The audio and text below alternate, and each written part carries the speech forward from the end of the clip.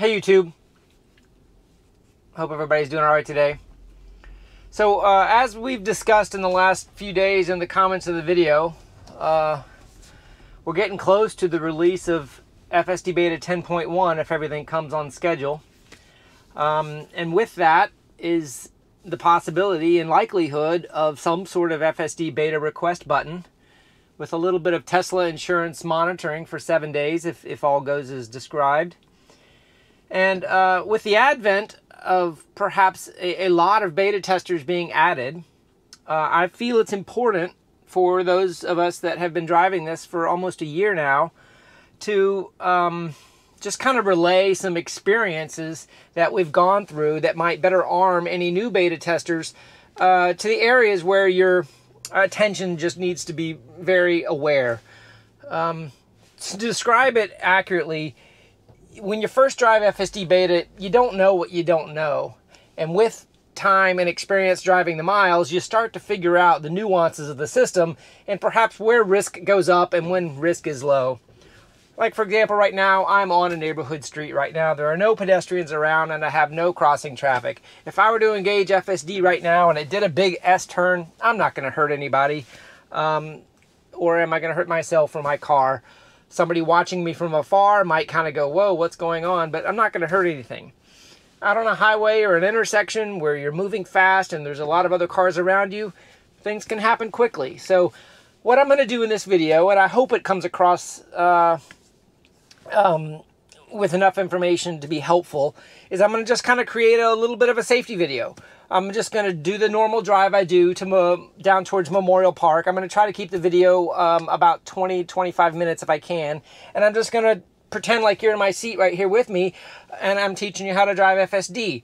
I'm not saying anyone out there needs to be taught how to drive FSD. I just think that, you know, if you're concerned about getting it and being prepared, this might help you be a little bit more prepared. I've got everything I'm going to say today I've said in a previous video, but I'm not going to ask everybody to go back and watch every video we've put out to learn all the nuances of it. So I'm just going to try to talk only about safety and about things to worry about in this video and not the nuances and features of FSD 10.x that we're working on right now. So hopefully that makes sense. A couple other things I want to put out before we start the drive.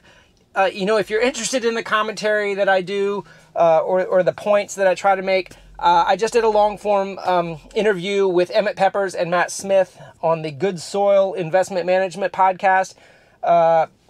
But do you agree with me or not? I think it's a good conversation. I think Matt and Emmett did a great job asking good questions, and it was about an hour long. So a little bit more long format discussion there. I'll put the link to that video in the description of this video. But you could also just search for Good Soil Investment Management. Maybe give their podcast a like and subscribe if you're interested in that sort of content also. All right, so I'm going to get this drive going, and we will see how it goes. Okay, so one thing I also want to say is in the suburban areas around stop signs, like right now, it just kind of did this wide turn. I kind of let it ride if there's nobody around me. It has missed stop signs before, but typically stop signs are pretty reliable. I would say that probably the most reliable feature of city streets. You know, this is my famous unprotected left here at a 6-lane highway. I'm turning right here. This creeping for visibility is your only indication right now of what the car's intent is. Now, if you notice, I've got some cars that just creeped up behind me, so now I'm in asshole mode. If I just sit here and let the car play itself out, those folks behind me are going to get angry. So actually, I'm testing. I tapped the accelerator all the way to the point that that car came into visibility and it tried to go. So I disengaged with the brake, so it did not jut out into the highway. And then now once the wheel comes back up, I'm just going to re-engage. That's how I handle that situation. The drivers around you are an important part of the environment that we're driving in. You have to be considerate of them. You have to understand that if, testing and driving in the environment, you got to balance both. If you're becoming a problem, you could create a little bit of road rage, and also you're really kind of not supporting the mission of how the car should be handling. Okay, back to the steering wheel. A point. So I like to keep my hand kind of hanging on the wheel right about here in the lower left third section. That's personal preference. Your hand needs to be on the wheel, creating a little bit of tension, just like navigating on autopilot on the highway. There is no difference in the way this mechanism works. Okay, had a nice yellow light here. The car braked just perfectly appropriately. It's pretty good at stopping at the stop lines. I have learned though, if it stops back from the stop line and you tap the accelerator to kind of scoot up, the car can interpret that as a proceed signal, and the car might try to run through the red light. So I guess I would say be careful on the way you use the accelerator, because in some situations it's essentially a concurrence to proceed regardless of the environment. I will say it doesn't do that every single time. Sometimes it'll recognize there's a red light. This is a nuanced thing you may not realize if you hadn't watched a lot of videos. These bright symbols on the screen versus the dim signals. If you look, there's 4 lights on the screen right now. The one to the far left is a little dimmer. The 3 in the center are brighter. That means the system perceives them as controlling. You see the greens just went bright green. That means FSD recognizes that as a controlling light. If you see a light that's dim, but you know personally it's controlling, that's a little bit of information that the system might be confused as to what light it should be looking at. So just, that's an indicator on the screen of what's going on. Okay, we don't have waypoints in our system right now, so if you want to go a different direction than the planner has, you have to disengage and let the planner reroute on its own. And on this drive I normally do, I kind of jump off right here at this intersection. So I like to disengage with the stalk sometimes, because the stalk actually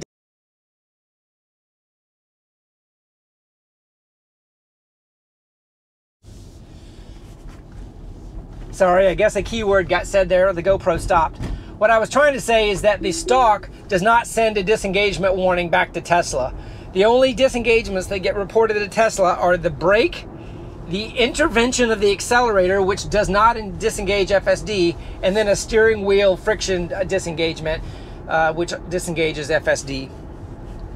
We've learned that through the early access program and communicating with Tesla a lot about how and what they are recording. And of course, if you do get FSD, also you're going to get an additional button up here in the top left that's a snapshot button. Okay, the light just went yellow here. And this is that bright, bright, bright scenario where the sun is directly behind the light.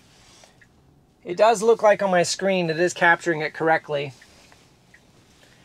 I have to hold my hand up to see the light with my eyes. So something right now I'm thinking about is how wide is this turn going to take it? Okay, it saw it appropriately. Sometimes if you don't have a lot of distance, you can get close to curb rash on the right. So every turn, your heightened awareness of the turn radius should go up. You know, you should hold on to the steering wheel if it's a tight one. If there are cars right next to you and it's a dual turn lane and you're turning together, you need to kind of be wary that the car might not keep the proper distance from an adjacent car. But probably the biggest risk on turns right now is taking the turn either too sharp or too wide and rimming your tires on a curb. The cameras see curbs pretty good, and the ultrasonics are supposed to kind of do that work, but it doesn't always do it. So that's just something to be careful with. Don't put all the trust in the turning radius. Okay, I've got a double light scenario here with a red light and a green light just a few feet beyond. This is a lighting configuration that I have seen FSD get confused with before. Sometimes it looks through the first light and to the second light and treats that as controlling. So I guess just if you have any of these where you live and you're driving, just be extra cautious as to which light the car is perceiving and perhaps considering the controlling light. You know, this is probably not a common light configuration everywhere, but I'm sure there are some circumstances. All right, I'm going to talk in a second here. We've got a route that's going straight, but we've got a set of confusing lights here, and we do have an approaching school zone flashing light. The car currently does not acknowledge school zone speed limits, and you'll notice right now I've got a speed limit of 30, and as I cross this flashing light, I've got to slow down, and I'm going to have to do it manually all the way down. And I set my speed wheel to 15. That 25 was based off of a speed sign and not time-based. As I approach the school zone here, the end school zone sign again, I'm just going to, well, it actually did it on its own when it saw the speed limit sign increase there. Okay, I'm going to talk a little bit about the tentacle now. This is essentially your path vector. Some people call it the tentacle, some people call it a path vector. If you're familiar with airplanes or heads-up displays, it's essentially the intent of the car, what the car right now plans on doing. It's changed colors over several iterations. Right now, it's kind of a teal, green, blue color right now. When it's teal and green, that means the car is proceeding. If we come up to a stoplight here in a few minutes, I'm going to point out that the teal green goes to gray. That means it's not going anywhere.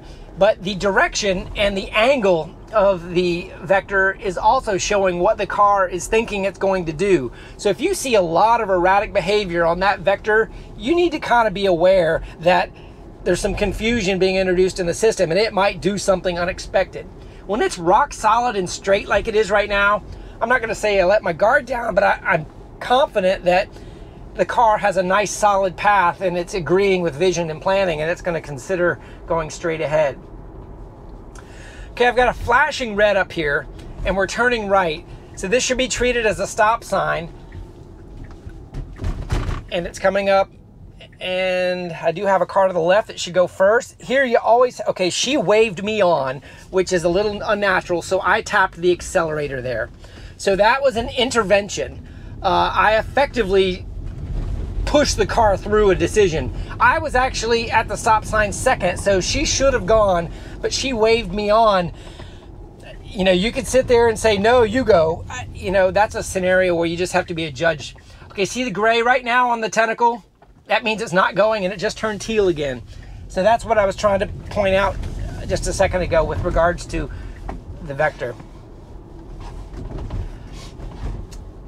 Okay, I think that was a good description of the vector and the different indications and the risks associated with it. I think the wave at that stop, four-way stop, was a good indication of human interaction with autonomy. Sometimes you just gotta intervene. So terminology. A disengagement is braking the wheel, tapping the brake to where the autopilot comes off. An intervention is pressing the accelerator to where it stays engaged, but you're adding an additional driver input. That's just terminology speak that we use when we're talking about disengagements and interventions. I will admit, sometimes I use them interchangeably by accident. I try to correct myself when I realize it, but I think that's important. And the third way of disengaging is to lift up on the stalk, which is the method I mentioned a few minutes ago, that is disengaging without reporting a disengagement. That's effectively a manual disengagement, not a driving disengagement. All right, so this is basically kind of a suburban little street here with a nice double yellow line. Some things to kind of look out for when you're here: the colors, the drivable space that's being mapped, but you need to recognize that sometimes it doesn't see everything. So a quick scan of what you see in front and what you see on the screen is a good representation of perhaps what might be coming. If there's something in the road up ahead and it's not mapped, you can guess that the car probably doesn't see it. Okay, I just did a manual disengagement, and I did that because I did not want to go straight. I wanted to modify my route, but I did not want to create a brake disengagement. Once the planner reroutes here, I'm going to go ahead and actually reschedule my route to a different destination.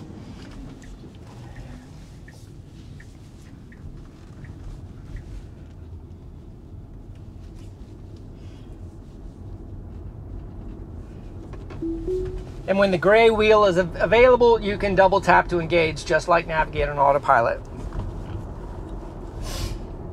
Okay. The combination between the planner and vision is something we're working through right now. So I think it's good to be aware while you're driving what the planner is planning with the blue line on the right and what the car is seeing on the screen. Flashing yellows, as we're going through right here, have been something that has improved recently. Many people have different techniques on driving through a flashing yellow. Here in Florida, most people just kind of proceed with normal speed, and you kind of start looking left and right in case somebody's running the other light.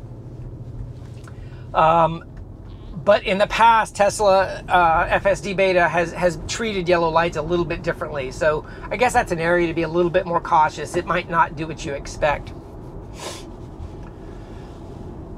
When you have a lead car, like I do with this truck in front of me right now, now he's got his blinker and is turning. Sometimes the car acts a little bit more reliably, but as I'm slowing down right now, look at the vectors. See how the vector starting to replan around it? That's something to be aware of. In traffic, sometimes the car gets impatient and starts saying, I'm going to jump lanes. That's when you need to start looking at the screen and saying, what is it thinking? You know, perhaps you're in a turn lane and you're getting ready to get off a road and onto another one, and you need to be in that turn lane. The planner sometimes gets impatient and starts wanting to go around, which would create a scenario that you would have to merge back into tight traffic when you should have actually just stayed where you were. Now see, if you notice up here, we got a couple pedestrians, and if it has them mapped correctly, usually you see a nice planner path around them. That's another thing to look for. Does it see the pedestrian? And is the planner reacting appropriately? Sometimes I feel pedestrians, and especially like if you're at a suburban road walking with dogs or animals, it doesn't always give them enough room. And what is enough room is something that I think depends on the environment. If there's oncoming cars that you can't cross the yellow line, enough room might just be slowly going around them.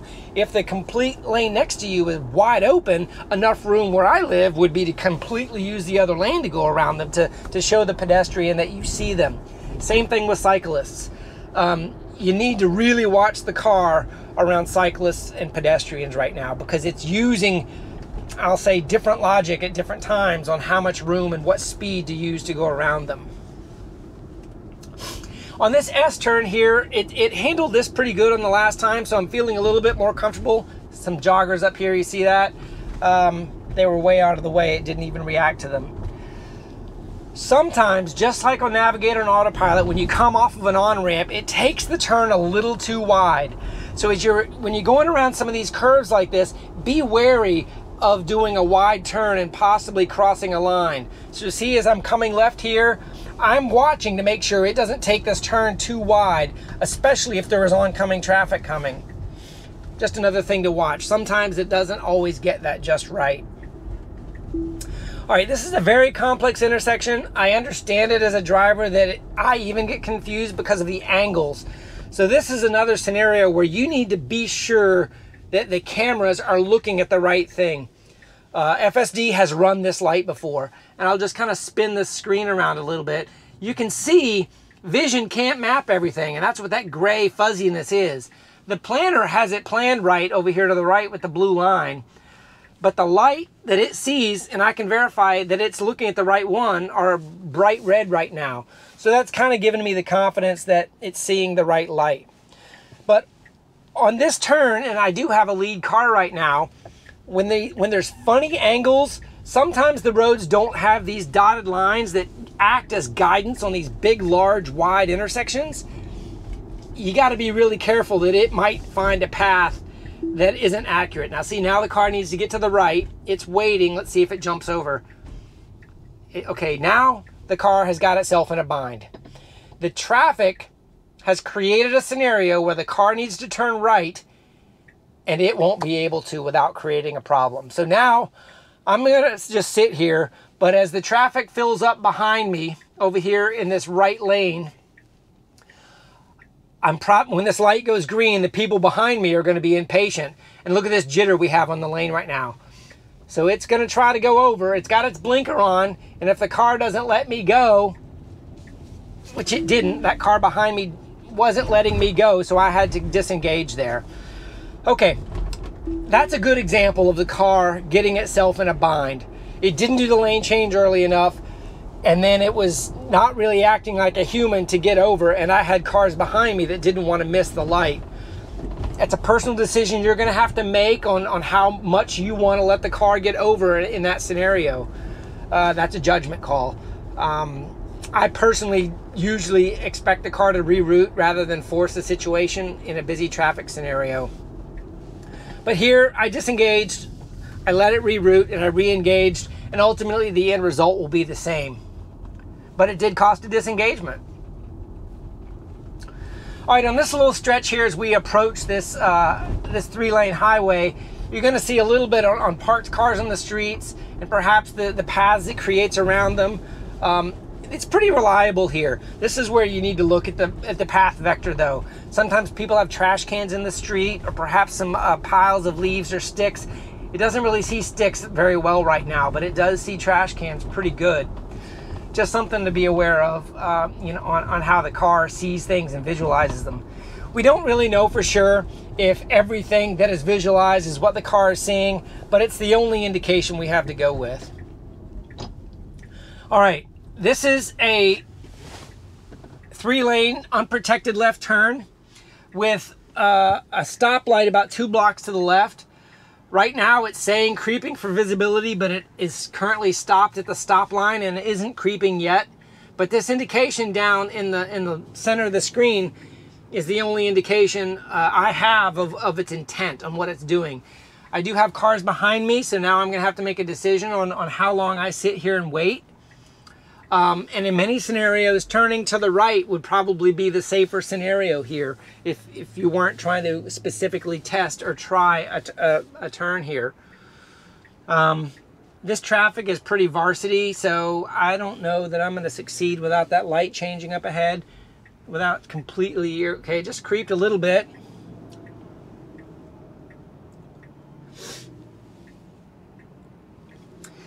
Yeah. This, and I know through extensive testing that the car is hit or miss on this level of complexity.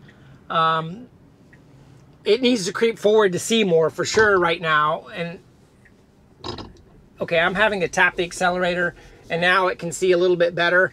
And I'm just going to actually disengage and bail out to the right on this one, as I would as a human driver. It's just a little bit too complex. And the cars behind me created a scenario that I just couldn't wait all day.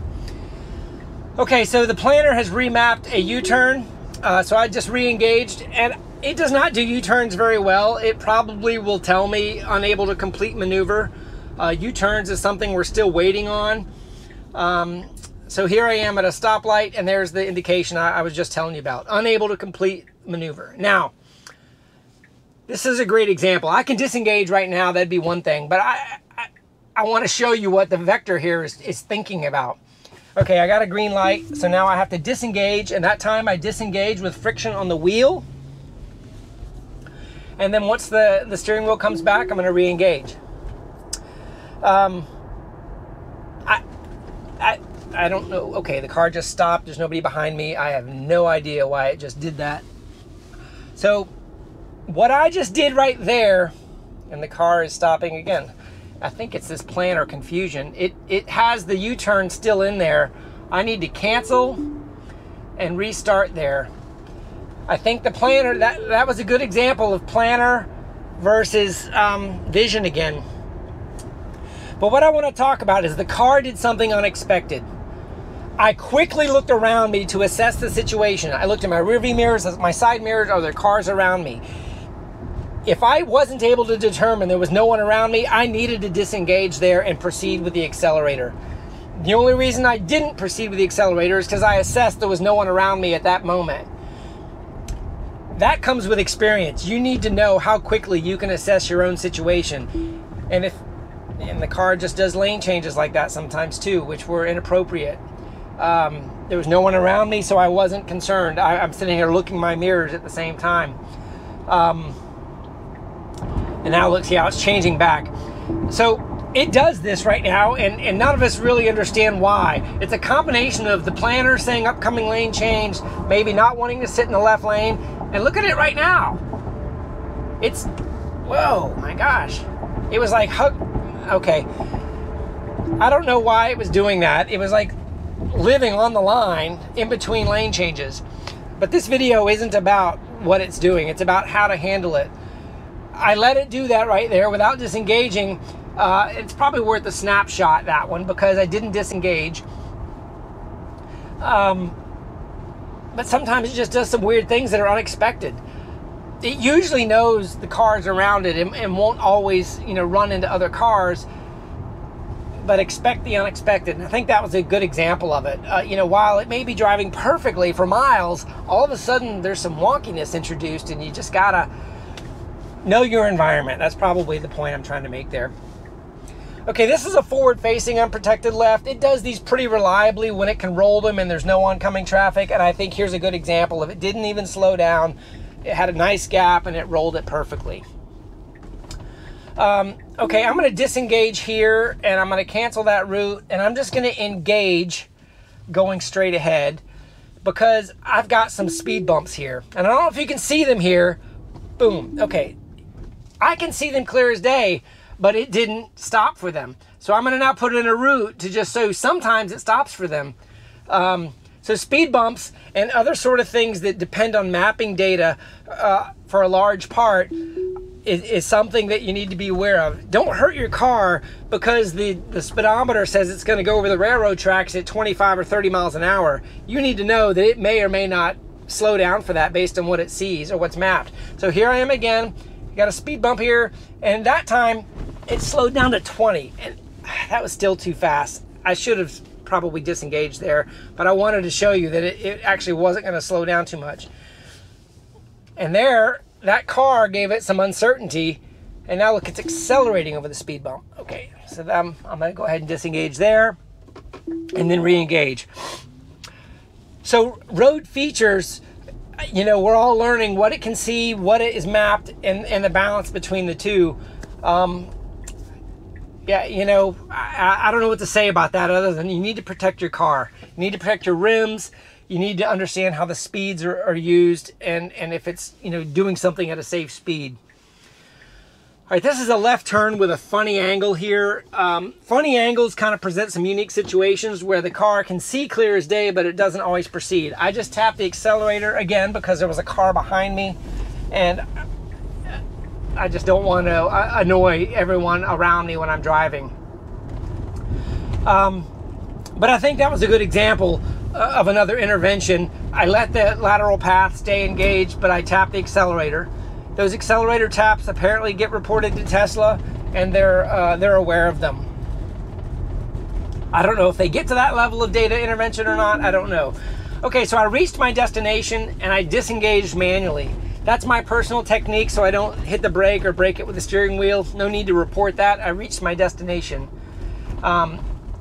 FSD right now will not pull into a driveway. It won't pull into a parking lot in most situations unless it's a large, you know, point of interest like a hardware store or a grocery store. Sometimes it'll try to pull you all the way to the front door. Shortcuts are another great way. You see me using shortcuts here to get the car to do certain things. I think that's another great way to test, is to have some nice shortcuts. Okay, I hit the accelerator there because it was stopping for that flashing yellow, and there's a truck right behind me. Here's another flashing school zone sign here, and I just want to show you it's not going to slow down other than for the turn. These speeds here on the screen are showing you the commanded speeds. It's not honoring those yet. So you don't get a ticket in your own neighborhoods. You just need to recognize the things it doesn't know how to do yet.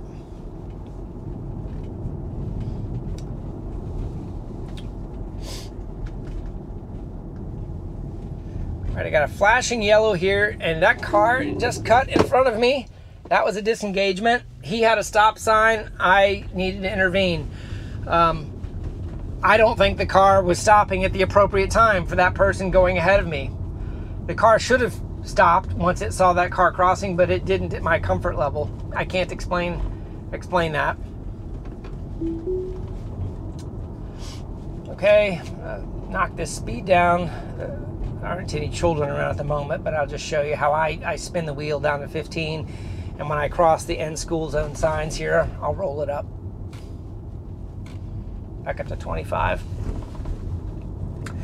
I personally use a speed offset to kind of keep with the flow of local traffic. That's another personal technique if you wanted to drive the exact speed limit, or if your local area people go a little faster than the speed limit. That's another personal choice.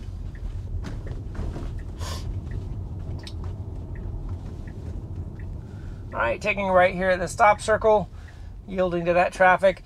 The blue cars are a little bit of a mystery. I don't know. I've seen enough variance there. Okay, I've got another car behind me and it's going very slow, so I tap the accelerator again. I'm having to tap the accelerator. Okay, it was getting ready to go off the road there, so I had to disengage with the steering wheel in that situation. It happens. You just got to be ready for it at any time. Okay, so I think I'm going to just go ahead and cancel navigation and wrap this up. We've reached kind of the time limit I was looking for.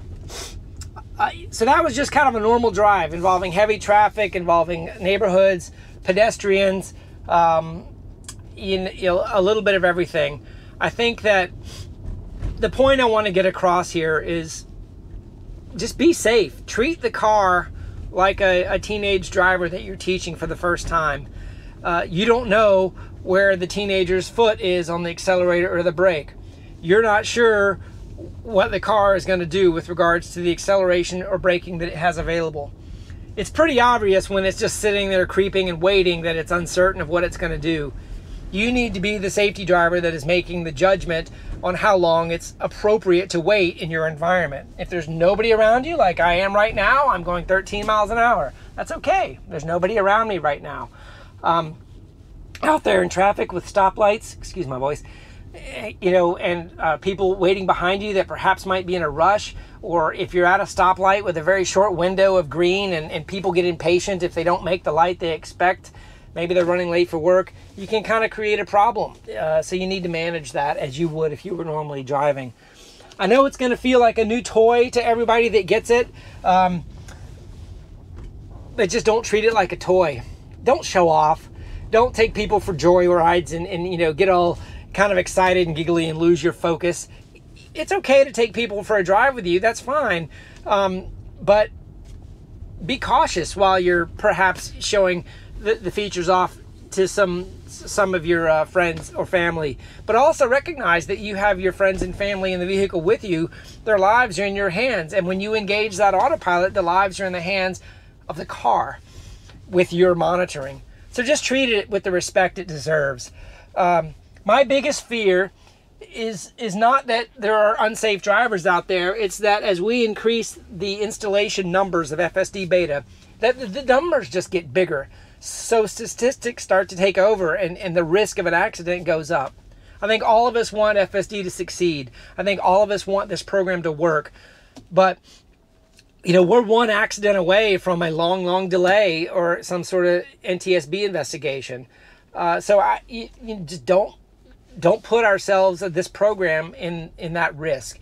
Be a safe driver, take it seriously, but enjoy it. If you get accepted into this program, take the responsibility that comes along with it seriously and help Tesla FSD get to the level of proficiency that I think it will get to. Anyway, I hope this was helpful. Please leave comments below if you think it was the right message. I completely ad-libbed this on a drive, but I think I got most of the points across that I wanted to. Have a great day, everybody. We'll see you next time.